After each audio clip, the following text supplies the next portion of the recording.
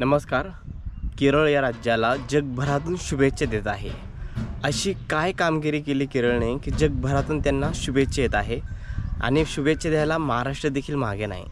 तर केरळने या राज्याने घोषणा केली की जे उच्च शिक्षण आहे हे सरसकट यांनी मोफत करण्याची घोषणा केली. त्यामुळे जगभरातून यांना शुभेच्छा जात आहे. आणि दुसरीकडे महाराष्ट्रामध्ये लेकरांच्या म्हणजे शालेय शिक्षणाच्या पुस्तकावर 18% GST लागलं जात आहे. तर हाच फरक आहे. फक्त तुम्हाला एक उदाहरण सांगतो. आता महाराष्ट्रामध्ये काही जिल्ह्यामध्ये जिल्हा परिषद आत्ता जी इलेक्शन झालं तर याच्यामध्ये मतदानाच्या आदल्या दिवशी तर भरपूर कोटीनं पैसे वाटलेच, पण मतदानाच्या दिवशी लोक वाट बघत होते दुपारपर्यंत, 3 वाजेपर्यंत, 4 वाजेपर्यंत किती पैसे वाटतील. तर मतदानाच्या एक दिवस अगोदर 1000 रुपये, 1500 रुपये, 2000 रुपये हा रेट ठरलेला होता. पण तरी देखील लोक यामध्ये सॅटिस्फाईड नव्हते. तर लोक दुपार 3, 4, 5 वाजेपर्यंत केंद्रावर बघितलं तर गर्दीच नाही. नंतर एकखट्टीचा असा 200-300 लोकांचा लॉट आला आणि थोडी विचारपूस केल्यावर कळालं की यांना 2,500 रुपये दिले, तेव्हाही घरातून बाहेर निघले. तर यावरून तुम्ही समजू शकता एकीकडे केरळ सरकार उच्च शिक्षण फ्री करत आहे, जे की लाखो रुपये फीज लागतात त्या शिक्षणाला ती सरसकट फीज केली. आणि दुसऱ्याकडे महाराष्ट्र GST कशावर लावतो आहे? शालेय पुस्तकावर विद्यार्थ्यांच्या. तर हे काय होतं आहे सध्या, जेव्हा आपण म्हणतो की आमचं महाराष्ट्र सरकार काय करत नाही, आमचे नेते काय करत नाही, पण जेव्हा नोटा घेतात ना, ते नोटा घेतात तर तोंडावर चिकटपट्टी लावतात. आपल्याला बोलायला काही चान्स देतात का ते? तर नाही. तर केरळ सरकार यांचं एकच सरकार आहे. ते कोणत्याही पक्षाला आतमध्ये घुसू देत नाही, राजकारणाला आतमध्ये घुसू देत नाही. राजकारण करतात ते, पण त्यांचं राजकारण हे राजकारणाच्या जागेवर असतं, शिक्षण व्यवस्था ही शिक्षण व्यवस्थेच्या जागेवर असते, संस्कृती ही संस्कृतीच्या जागेवर असते. साऊथ इंडियाने हिंदी ही भाषा स्वीकारली नाही. का स्वीकारले नाही? त्यांना माहिती जर हिंदी घुसली ना तर हे बाकीच्या राज्यासारखं सगळं इथं खेळ करतील. त्यामुळे त्यांची जी प्रॉपर जे साऊथ इंडियन आहे ना साऊथ इंडियन लोक हिंदी बोलूही शकत नाही आणि समजूही शकत नाही. त्यांची ती लोकल भाषा आहे. हिंदीचा ते दोष करतात. ते दोष का करतात? कारण की त्याच्यामागे खूप मोठा इतिहास आहे. पण जे भारतातील साऊथ इंडियन जे राज्य आहेत ना, ते आपल्या इकडच्या राज्यापेक्षा खूप डेव्हलप आहे. इतके प्रचंड डेव्हलप आहे आणि प्रत्येक गोष्टीला तिथे फॅसिलिटी आहे सध्या. पण आता महाराष्ट्राचा विचार करतो, शिक्षणाबद्दल विचार केला, ते महाराष्ट्रामध्ये हजारो प्राथमिक शाळा आता बंद केल्या आहे. तर यामागचा बंद करण्याचं कारण तुम्हाला माहीत आहे का? ज्या इंग्लिश मिडियम शाळा कोण उघडतात सगळे राजकारणाशी रिलेटेड आहे. सगळे संस्थाचालक कोण आहे? सगळे डायरेक्ट इनडायरेक्ट राजकारणाशी रिलेटेड आहे. प्राथमिक शाळेला जर आपण पहिलीला मुलगा टाकला आणि चौथीला जर बाहेर काढला तर आपल्याला मोस्टली 2-3 खूप झाले तर 5,000 रुपये ड्रेस सकट सगळी फॅसिलिटी सगळं 5,000 रुपयात तो 4 वर्षात बाहेर निघतो. आता तुमचा मुलगा किंवा मुलगी जर तुम्ही ज्युनियर KG, नर्सरी आणि 5वीपर्यंत टाकला ना, 8 ते 10 लाख रुपये जातात. तर हे तुम्हाला कळतं का? आता तुम्ही 1,000-2,000 रुपयाच्या नोटा घेतात, वाट बघतात. ही रिॲलिटी, ही खरी गोष्ट आहे. जिल्हा परिषद माझ्या मी स्वतः डोळ्याने बघितलं, सगळ्या गोष्टी अनुभवल्या.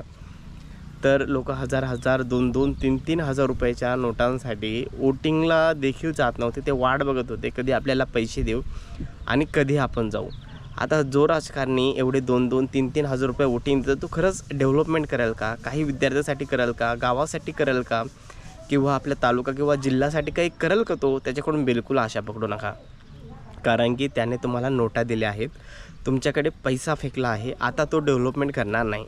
सांगायचं तात्पर्य म्हणजे काय की केरळ राज्य जागा साऊथ इंडियन सगळे राज्य डेव्हलप आहे, खूप डेव्हलप आहे. इकॉनॉमी एवढी स्ट्रॉंग आहे ना त्यांची. जरी महाराष्ट्रामध्ये मुंबई ही इकॉनॉमिकली आपली राजधानी असली, कॅपिटल असलं, तरी देखील इकॉनॉमीच्या दृष्टीने सगळ्या दृष्टीने साऊथ इंडियन खूप डेव्हलप आहे. कारण की का? त्यांचं राजकारण बघा. आपल्या राजकारणासाठी त्यांचे 12 नाही की भाजप, शिवसेना, राष्ट्रवादी काँग्रेस हे अमकं धमकं असे काहीच नाही त्यांच्याकडे. तर त्यांच्याकडे सेक्युलर म्हणजे व्यवस्थित आहे, म्हणजे एवढं राजकारण खेळत नाही त्यांच्याकडे.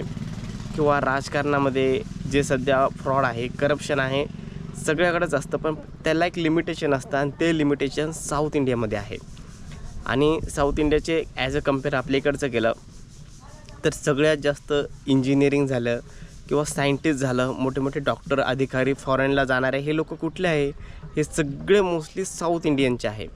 जे लोक मोस्टली बाहेर जाऊन बाहेरच्या अमेरिका झाले किंवा जपान झाले, दुसऱ्या कंट्रीमध्ये जे शिफ्ट झाले ना, हे सगळे साऊथ इंडियन. कारण की यांचं शैक्षणिक एवढं स्ट्रॉंग आहे, त्यांचं सिलेबस देखील एवढं स्ट्रॉंग आहे. आज महाराष्ट्रामध्ये जेवढ्या शाळा बंद झाल्या, किती शाळा बंद झाल्या, लाखो शाळा, प्राथमिक शाळा बंद झाल्या. आणि आज इंग्लिश मिडियमच्या गाड्या खेड्यामध्ये मुलांना घ्यायला येतात. पण डायरेक्टली इनडायरेक्टली जर मुलगा आज पहिलीला असला, कमीत कमी खेड्यामध्ये त्याला 40,000 ते 50,000 रुपये महिना लागतोच. आणि प्रायमरी शाळेमध्ये गेला तर किती लागणार? 2-3 हजार रुपये. तुम्ही कंपेअर करता की आपला मुलगा इंग्लिश मिडियममध्ये जाईल म्हणजे हुशार होईल. हुशार म्हणजे नेमकं काय? हुशारची संकल्पना कोणाला माहीत आहे का? हुशार म्हणजे नेमकं काय? इंग्लिश बोलणे, इंग्लिश वाचणे, इंग्लिश लिहिणे म्हणजे हुशार नाही. भाषा ही एक भाषा असते. फक्त भाषेला महत्त्व देऊ नका तुम्ही. हुशार हा माणूस झेडपीमध्येच होतो. कारण की ॲज अ कंपेअर सांगतो तुम्हाला, तुमचा मुलगा पहिली दुसरीला तुम्ही टाकून इंग्लिश मिडियममध्ये टाकतात. इंग्लिश मिडियममधले शिक्षक किती शिकलेले असतात? 12वी. खूप हायेस्ट एज्युकेशन झालं तर ग्रॅज्युएशन, बस. याच्या पलीकडे शिक्षण कोणाचंच नाही. आणि प्रायमरीचे शिक्षक काय असतात? त्यांना DED करा, BEd करा, TET द्या, CET करा, मेरिटमध्ये या सर्व गोष्टी पार पडून त्यांना नंतर शिक्षक होता येतं. तर तुम्ही विचार करा, खरा शिक्षक कोण? हे फक्त तुम्हाला भुरळ घातली गेली की इंग्लिश शाळा म्हणजे खूप मोठी, इंग्लिश शाळाने असं होतं, इंग्लिश शाळाने तसं होतं. हा फक्त पैसा खर्च ट्रेंड आहे ना, ट्रेंड. जसा मागे बघा टिकटॉकचा ट्रेंड आहे, यूट्यूबचा ट्रेंड आहे, रीलचा ट्रेंड आहे. एकाने केलं का दुसऱ्याला करू वाटतं, दुसऱ्याने केलं का तिसऱ्याला करू वाटतं. तसंच आहे इंग्लिश मिडियम. आता टाकलं का आपल्या शेजारचा गेला का नाही, आपल्या मुलाला इंग्लिश मिडियममध्ये टाका. पण तुम्ही खरंच एकदा आपल्या मुलाजवळ बसा, त्याची इम्प्रूव्हमेंट किती आहे ते बघा. फक्त इंग्लिशचे 2-3 शब्द, 2-3 वाक्य बोलल ते तुम्ही फक्त ऐका त्याचे. आणि याच्या व्यतिरिक्त तुम्ही त्याला संस्कृती काय आहे, वागायचं कसं, तुम्ही ऑन दी स्पॉट त्याला एखादं काम द्या किंवा त्याला सांगा नाही हे करा ते करा, तर त्यांना सुचत नाही. ते काय असतं, फक्त जसा एखाद्या घरातला घरकोंबडा बनतो तसं फक्त ते शालेय किडा असतात. त्यांना बाहेरचं नॉलेज नसतं इंग्लिश मिडियमवाल्यांना. पण जो प्राथमिकमध्ये झेडपीमध्ये जातो ना, त्याला काहीही सांगा तुम्ही, ऑलराऊंडर मुलगा असतो तो. भविष्यात कोणत्याही क्षेत्रात जाणारा हा मुलगा असतो, मुलगी असते. त्यामुळे सांगायचं म्हणजे काय की आज जे केरळमध्ये त्यांनी शिक्षण दिलं, म्हणजे फ्री शिक्षण केलं, उच्च शिक्षण, जिथे लाख 2-2, 3-3, 5-5, 10-10 लाख रुपये लागतात, ते सरसकट त्यांनी जर फ्री केलं तर महाराष्ट्र सरकारने पुस्तकावर 18% GST लावलं शालेय. आणि सगळे जे प्रायमरी शाळा आहे हे बंद करण्याच्या मागं लागले. कारण की जे पॉलिटिक्स आहे, राजकारणी आहेत, तर हे राजकारणी काय करत आहे की आपापल्या शाळा उघडतात आणि शाळामधून त्यांना एवढा पैसा मिळतो आहे, प्रचंड कोट्यवधी रुपये मिळतो आहे. आणि शहरातले सगळं कल तर आहेच इंग्लिश मिडियममध्ये, पण खेड्यामध्ये जवळपास 70-80% लोक आज मराठी शाळेमध्ये काढून इंग्लिश शाळेमध्ये टाकत आहे. तुम्ही एकदा आपल्या मुलांजवळ बसा, त्यांची इम्प्रूव्हमेंट बघा, त्यांना काय येतं काय नाही. तुम्ही बसा, फक्त शाळेवर डिपेंड राहू नका.